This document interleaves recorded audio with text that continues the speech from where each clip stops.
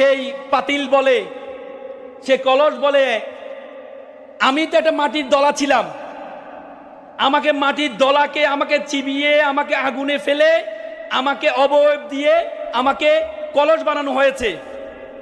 আমাকে আগুনে রাখা হয়েছে, আগুন থেকে উঠিয়ে আমাকে 30 দিন রোদে রাখা হয়েছে,